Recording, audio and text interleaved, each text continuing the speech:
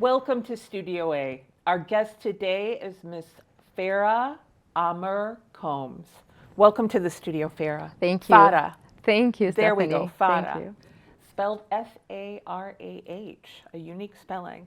For many of you, you may not know that Farah is an Arabic name, not named after Farrah Fawcett. So here we go. Let's start out with, where are you from, ma'am? I am originally Palestinian, Uh-huh. but I was born and raised in Kuwait. Okay. Yep.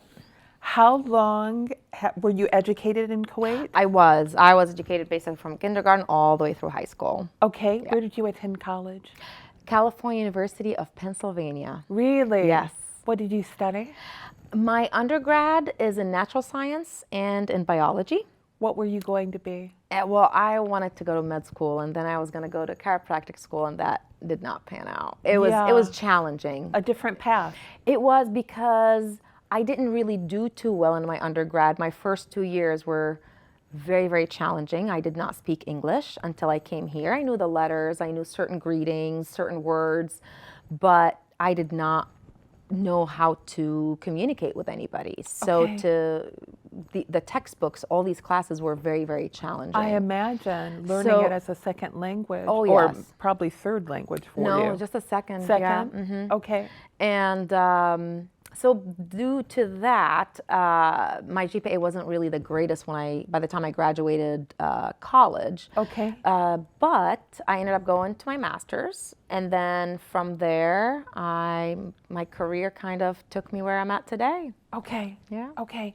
Now let's go back to Palestine. How long did you live in Palestine? How old were you when you moved to To Kuwait, you mean? Kuwait? Yes. No, I never been to Palestine. Okay. It's my heritage. parents, I yes. look Palestinian. I speak Palestinian. Your parents are But Palestinian. I was born and raised in Kuwait. Born So I've and never, raised in I've Kuwait. never Gotcha. even stepped a foot in Palestine. Gotcha. Which is interesting because in America you have a lot of people that would come. So why do you say you're Palestinian? Yes. If I was in any Arab country, if I was talking to, even in America, but I'm talking to an Arab and I don't even say I'm Palestinian, Yes.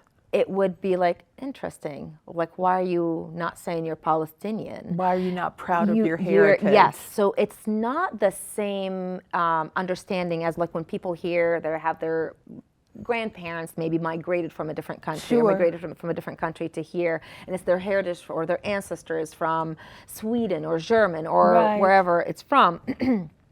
Excuse me. That's all right. But in the Arab world, it's a little bit different. So we definitely identify as Palestinians. Okay. Yeah. All right. Yeah. How many siblings do you have? I have one older brother. He's about almost 2 years older than me. Okay. Yeah. All right. And you grew up in Kuwait. Mm-hmm. How old were you when you came to the United States? Almost 18, not quite. Yeah. Yeah. How did your parents feel about you coming to the States to get educated? So it's a long story. Okay. So what happened was, it wasn't just me coming here to just get an education Okay. by myself. It wasn't that path of any international student. What happened was, because I was born in Kuwait, Yes. but because of my heritage, and because of our situation and the way my family was, we did not have any paperwork that makes us belong to a country. So we were basically, our identity is a without. Okay. The without are a group of people that they don't belong to a homeland. They don't have a country. Okay. So therefore, yes, in Kuwait, we were able to go to school. You kind of have to go to school from first grade to 12th grade. It's not optional. Right. But beyond that, because of our identity, we were not allowed, or we were not able to go to college anywhere. Okay. So my parents kind of knew that early on. All right. So when I was born, I still don't know exactly the year, if it was, I mean, I know when I was born, but I don't know when they applied for immigration to come to Okay. America. So it's either 1980 or 81, All right. one of these couple years. But we didn't get accepted to come to the country until the late 90s. Okay. And the reason it took that long is immigration is lengthy. The process Yes. itself is lengthy, and it depends what country you're immigrating from. Uh-huh. And your But parents knew they also- wanted to come to the States? They knew we needed to immigrate somewhere. So I think they applied for Bolivia, Canada, and America was one as Yeah, well. yeah. And none of them really worked out except for America. Wow. And that also took a very long time for Right. it to get approved, Right. for us to be able to immigrate. And a big part of that was the Gulf War, because in Mm-hmm. 1990, all of our paperwork got lost. It was not, it took even longer due to that, of course. What So does it mean for people that are without a homeland? What does that mean in general for people? it's not common. I shouldn't say common, but we do exist. Yes. At least in Kuwait we do exist. Okay. But we're treated certain things. Yes, you're able to do, and certain things you're not able to do. But we were treated very well. You integrated into the society Yes, easily. correct. Yes, I mean when people look at us, of course, in the country, they can tell we are not Kuwaiti. Okay. In Kuwait, you don't have, just because you're born in Kuwait, you don't get an automatic citizenship. It doesn't work that way. Okay. But when you look at us, you can tell we are from the Levant region at least, but you can tell based on the dialect that we are Palestinian. Okay. Yeah. So it's Okay. not like it doesn't, you don't get treated any different, if that's what you're asking. Yes. No, not really. That's just your identity. It's just like Okay. meeting somebody here from a different state or Yeah. a different state. It's not Okay. really, yeah. All right. It's as So simple the Arab as that. country in Kuwait, it's the minorities in Kuwait are the Kuwaitis. It's filled with people from different countries, especially Arab countries as well. Different Arab countries. Okay. Yeah. Okay. So let's get back to, we jump ahead. You came to the States. Mm-hmm. What was that like? Not as expected. In what sense? In every sense. So I was overwhelmed. It was not just me, because when we came, it was an immigration, right, process. So all four of us, my parents, my brother, and I, all immigrated at the same time. Which is good. But my dad, now we didn't completely, my dad was going to be with us for a couple months and then go back to Kuwait, situate himself, and then move Okay. to America. All right. However, things did not go that way. All right. So my dad was a dentist in Kuwait. All right. And we didn't realize that because you're a dentist over there, that means you can't. can just practice over Right. here. So, and for him to basically equalize his certification or his degree, education, yeah. he would have to go to school and he would have to do extra things that financially we were not able To do. He couldn't do it. My mom Right. didn't work. My dad was the breadwinner. Uh-huh. And for him to pay for our living here, Yeah. and he was also supporting his mom, my grandmother at the time, in Kuwait, there was financially, it was not going to be doable. Right. So the best option was to be with us for a couple months and then go back to Kuwait to basically send us money, continue working, and then would send us money. Okay. And that's what he did. And that's what he did. Yeah. Okay. So the very first couple of months, I mean, my dad was the best, like he was able to communicate in English more than any of us because we were lost. All right. But then eventually, obviously, nothing is better than a complete immersion in a country that speaks English, right? For What you to learn city English. did you go to first? We went to Wichita, Kansas for a tiny bit, for a very brief time. Interesting. And that had to then- be a huge cultural change. Everything was It was all over. It was all different. Overwhelming, Yeah. So yeah. we were there for a very, very short time, and then we went to California, PA. Okay. So we don't know much about the culture other than what you see on TV, right? Okay. So that is not how life is. That is correct. In addition to the language difficulty, it was the adjusting to the culture and the people and the way, the traditions, the values, what people think is okay versus not, what are like the norms, and even it changes state to state. That is correct. Even sometimes maybe here in Fort Wayne, if you go to certain parts in Fort Wayne, it is not going to North be side identical. versus the west side So it- versus the south side. Yeah. Yeah, so there is a lot of culture, of To course, in this learn. country and to adapt to. Yes, Yeah. we were able to adapt, but it took a time. It took some time for us What to is adapt. California, Pennsylvania like? It's basically a college town. Really? It is, at least during the time that I was, when my brother and I were students there. Now it's changed, they changed titles. Now it's called Penn West, California. A couple universities merged together, and now it's Okay. called Penn West, California, and I think there's Penn West something else as well. Okay. But the town is the college almost. It's not a Right. huge town. The size of the university, I would say maybe it's very similar. I haven't really looked at their numbers recently. Sure. But I would think it's similar to PFW, at least in campus size. I don't know about the Alright. student body. Right. And yes, I did not like it the first year. You I wanted to didn't. go back badly. Oh. But Yeah, but you missed your friends and family. I missed everything. Of the Yeah. food, Yeah, the- because you try as Palestinians in general, regardless if you're without or not, you always, and I'm not going to speak for all Palestinians, but at least for me and the Palestinians in my circle, right? The battle of finding your identity or your belonging, it's kind of grows with you, right? Yeah. And it goes with you everywhere. Yeah.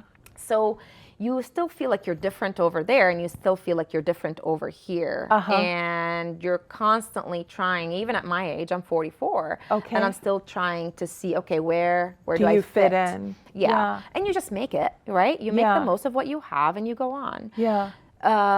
But there is, you adapt. You learn to adapt. Okay. For sure. And I think when we moved to California, it was very accepting. Now, of course, I had to take a bunch of English classes, and I'm assuming, I can't remember the title of them, but I would assume it was ESL classes that yeah. didn't count towards anything. because I had to take English Comp 1. Yeah. And that's what I did. Okay. And it was just not a fun experience at all, Okay. because I do remember one specific teacher, and I remember her name, but I will not say it. When I would wait until after class is over to go and ask questions. Yeah. And when I go and ask questions, like, she would just speak louder, as if like I would understand her better if she would to speak louder. But then it embarrasses Which you even more. happens of course. a lot with people that Yeah. are from other cultures. People Yes. think speaking loudly means Yes. that they're not deaf. Yeah, It's yeah. not as if they're deaf. They Yeah. can hear you. Correct. It's Correct. just you need to speak And slowly you know and what? clearly. And it's not. I don't think she was doing that. I think some professors not doing it to be mean. It's just No, this they is just the don't way. realize. Yes, They don't correct, realize. It's correct. ignorance. It's just And ignorance. when I was there was a good number of population of international students, but they spoke English. Really? So that was They- the difference. Yes, and I think because when you get admitted to a university, you have to have a certain proficiency level Yes. of the English language to Right. be admitted. Well, as immigrants, you don't really Have You don't that. have that. Yeah. Or we didn't. Yeah. So we didn't have to take any of those exams that an American student would have to take, or an international students would have to take to get Yeah. accepted to the university. So, and maybe that was just my time, Yeah. right? So it took a little bit of adjustment. How time did you? to adjust. Let me ask you. How did your brother adjust? He adjusted better than I did in the beginning, Really? He did. Why do you think that is? because he was very focused on studying. Okay. And that was how, and he did really well. He didn't struggle in his classes like I did in the beginning. Okay. But What is your brother's name? Fuad. Fuad. Mm-hmm. Okay. Yep. And for him, he did better in his classes in the first couple of years than I did in the first couple of years. I struggled academically in the first couple of years. Okay. So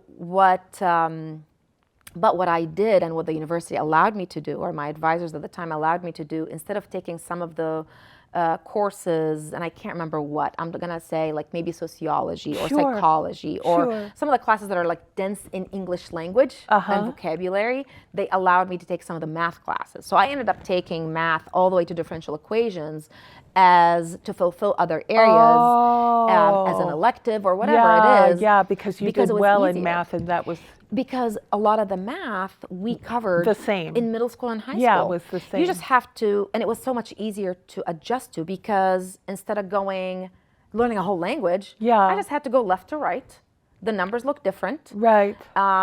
Instead of certain letters that we would use, you use X, Y, and whatever it is that we need to use. So it was much easier to just adapt to those changes than learn a whole different language. Because I was worrying about my biology classes that I need to, focus on. Yeah.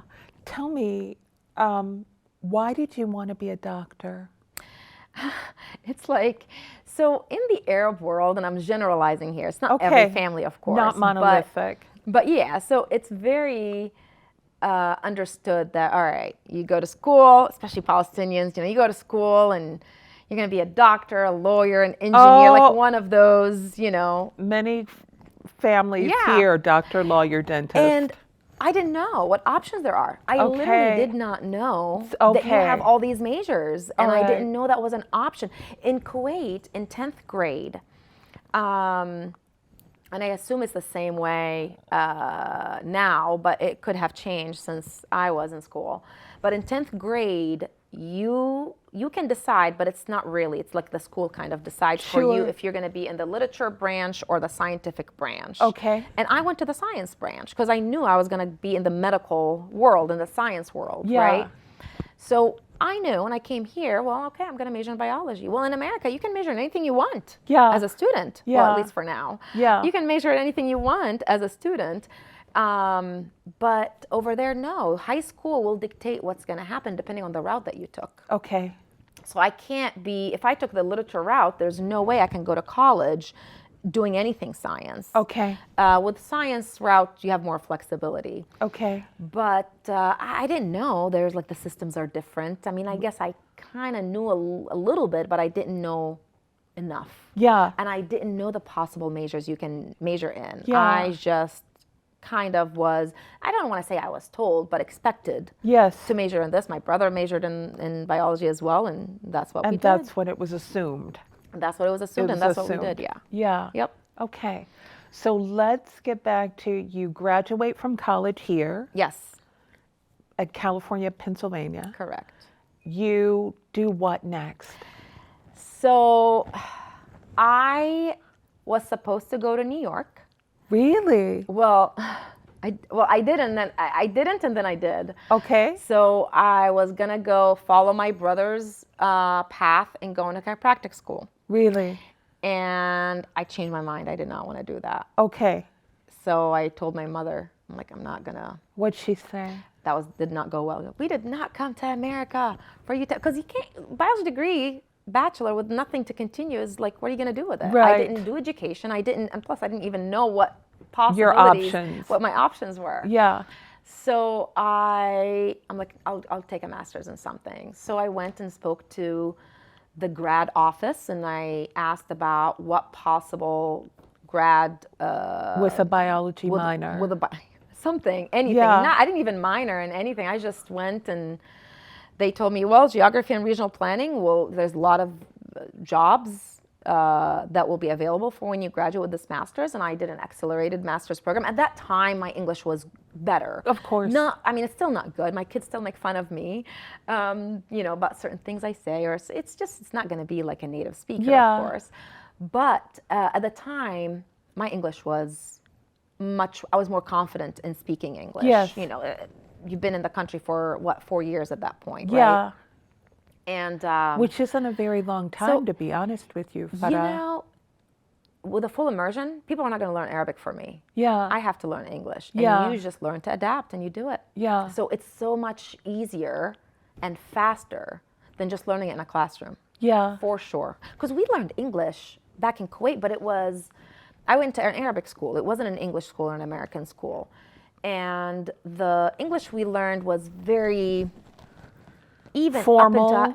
It was very elementary level. Okay. There's no culture, and you can't learn language without the culture. Right. They have to go hand in hand. Language and culture. And in English, there's many different countries that speak English, and Right. what culture would they teach, right? Versus But there was England no- speaking English Correct. versus the United States and English. Correct. Yeah. So there was zero culture, not even, The culture, basic. no. Okay. No, there was no culture embedded in there, at least the way we learned it So from our your teachers. master's degree Was in geography and regional planning. and And I did well. That one I did really, really well. were you interested in it? Kind of, but I could not find any jobs. Really? I couldn't at the time. At the time, whoever's measuring in that degree, I'm sure there are different, the life have changed since Does then. it prepare you to do what? What does that degree prepare you to do? So at the time, the way they explained it, which again, I've never used it Yeah. in that capacity. Okay. Like if you want to, let's say you can work in any business. Okay. A hospital, any private sector of any sort. And like, let's say they want to build a branch somewhere. Well, you study the area, you have to understand the population, the earth, all the little details and whether this is going to be a good place for that company to open a branch there or not. Okay. So that's kind of the summary of at least what we were What you studying at the studied. time. Yeah. Okay. It was fun. I enjoyed it. Okay. And it gave me a little boost of confidence that, okay, my GPA in my undergrad, I mean, I did still finish it in 4 years, so that's Wow. good.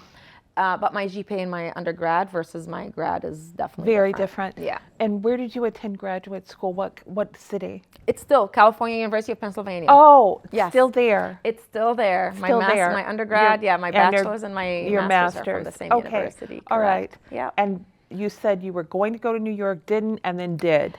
So let's get to yes. the did go to New York. So as soon as I was done with my master's, I got married. You did? And I did. How like, did you meet your a month husband? in college. You did? Yep. In An college. American? Yes.